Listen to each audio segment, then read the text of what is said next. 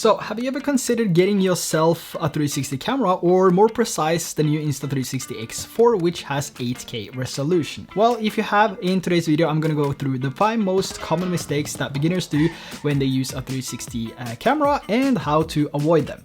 The first one is what I like to call the curved shot. So if you just got yourself the X4, or maybe you just came back from a week's trip to a beautiful location and you're finally ready to sit down and look at the 8K footage coming from the X4, but then when you first start to frame yourself, you see that the background is getting more and more curved as you start framing. And some people genuinely like this effect or look, but this is the biggest beginner mistake and the reason you might end up returning your 360 camera, or maybe this is what cuts you off. So the main reason you're having this curved look to your footage is basically because you held the camera too high.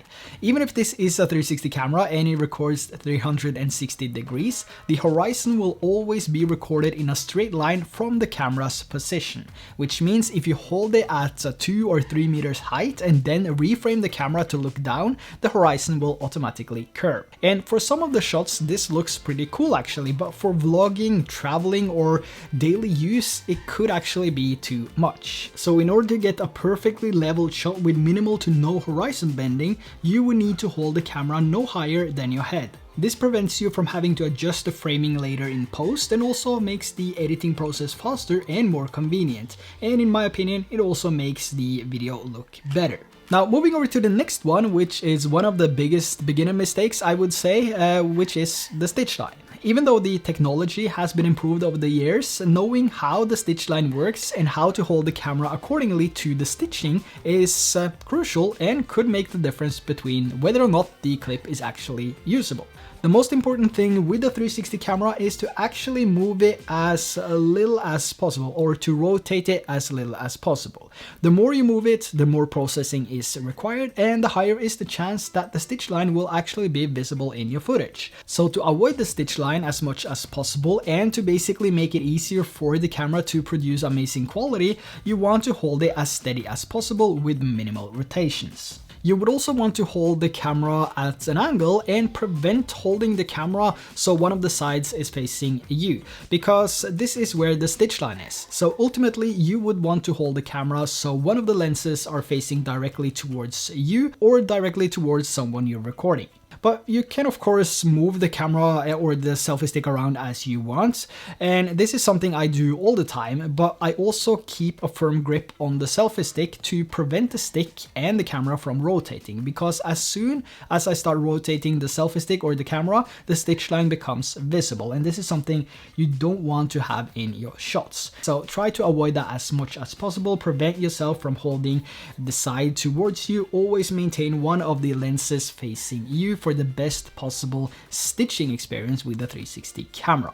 Now, the next one is settings, and even though there is a lot of people saying that these are the best settings, you need to change to these settings right now and stuff like that, ultimately the settings that you like to use is the best settings for you, because we're all different and have different needs and, you know, different perspective on how things should look. So there's basically no right or wrong answer when it comes to the settings. Out of the box, it does a really nice job, but there is one thing that you need to change though, in my opinion, and this is one of the most overlooked settings if you're a beginner, and that is exposure value. This is crucial if you're vlogging, for example, on a bright sunny day, which is usually where the X4 shines best. So by lowering the exposure value to minus 0.3 or minus 0.7, you will get a much better overall exposure, especially when you're vlogging or making travel videos or shoot videos where you have some of the sky in your frame.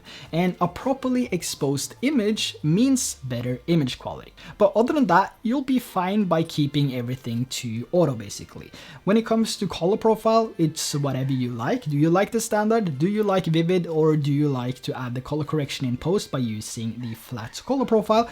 Personally, I just go with the standard, and that's what I think looks better. And also medium sharpness does a really good job, and so does low, but I do not recommend going too high. So I've started using medium a little bit more just to compare it a little bit to low, but at the end, I would go with the low sharpness setting on the X4. Now, the next one is the most important part if you own a 360 camera or if you're looking to get a 360 camera, and something that a lot of beginners forget to do. And I see so many videos where I can literally see parts of the image being foggy from fingerprints. And cleaning the lens is extremely easy. It's basically just doing it like that. And it's also extremely easy to forget, especially if you're out traveling and all of a sudden you see something you need to record right away, and you just pull out the camera, hit record, and then later you find out that you have all these clips which looks like the camera is fogging. So the way that I kind of store this and prepare the camera before and after use is that I have this included pouch here, which everyone is getting if you're buying the X4. And inside here I have 2 sets of cleaning cloths. Basically, if one gets overused, wet, or if I drop it on the ground or something, I have a spare one which I can use to clean the lens. And before I head out, I always check the lenses for marks to see if there's any marks on them, do some proper cleaning, and you know, that's what I do every single time before I head out. And when I'm done shooting, I basically do the same process, check for marks, and then do another cleaning of the lenses here and put it back into the case here, which means that next time I want to shoot something, it's ready to go. Even if this is mounted on my backpack on the 3-meter selfie stick, I still clean the lens, I still put the cover on. And yeah, that's basically how I store everything. And a pro tip here is if you ever found yourself on a long sweaty hike and you have the camera in the pouch, which is in your pocket, you will also end up with some sweaty lenses, given that you actually sweat in your pockets. I do for some reason. And if there's a rain, of course, if there's raining as well, you will end up with wet lenses. And if you don't have a third backup cleaning cloth, you're pretty much doomed. And this happened to me on a hike in Hawaii last year with the X3, and it was just awful coming back to find out that all the footage was basically ruined. Out of 3 hours of footage, there was basically maybe 2 minutes which was actually usable. But since the X4 has proper lens guards now, which you can screw on and off, you can actually use the included lens guards as an additional protection, and then keep your cleaning cloths in your backpack or shoulder bag, for example. And those lens guards will add that extra protection from water if you should be out in rain or do a sweaty hike or something similar. Now, getting close to the end here, this next one is movement. This is also relevant to the stitch line, which we just talked about, but movement itself is not bad. It's just the speed of how fast or slow you move the camera, or rather how fast you move the camera.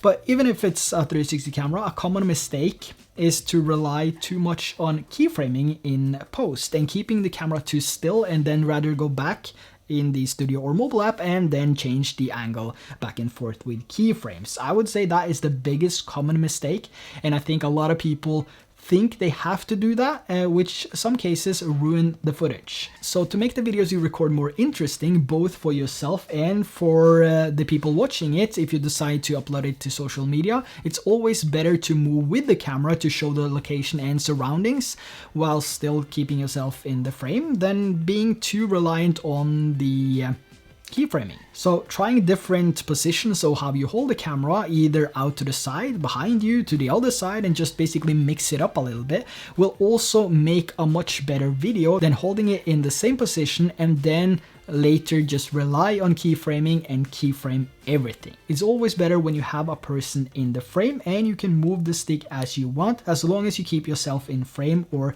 a certain subject or object. And if you add some subtle movement to this, you know, you have something that looks really, really interesting. Now, moving over to the last one here, which is more of a tip, and this is creative shots. With the X4, you also have what's called single lens mode, which means that you're basically using one of the lenses, and here you can also switch between the inner and the outer lens. So if you just want a simple action camera look, for example, when you're vlogging without the need for reframing, you can use this. And then later you can switch over to 8K 360 videos if you want a wider field of view with the option to reframe and adjust as you want. And if you're out shooting a vlog, for example, and maybe you don't want to think too much about framing yourself, then you can use a 4K me mode, which will automatically keep you in frame no matter how and where you hold the camera. So mixing things up a bit when you're out traveling, hiking, or just record videos in general makes the whole 360 experience better.